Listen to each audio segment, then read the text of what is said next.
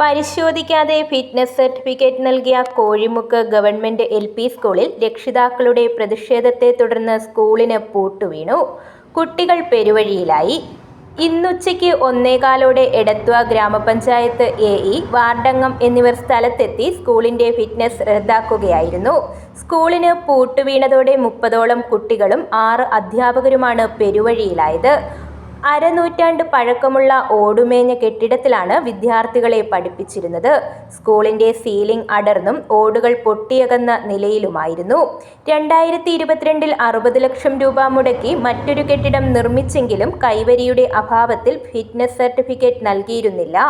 എടത്വ പഞ്ചായത്തിന്റെ അധീനതയിലുള്ള സ്കൂളിന്റെ പുതിയ കെട്ടിടത്തിലെ കൈവരിയുടെ പേരിൽ 30ഓളം കുട്ടികളുടെ ഭാവി ജീവിതമാണ് പെരുവഴിയിലായത്.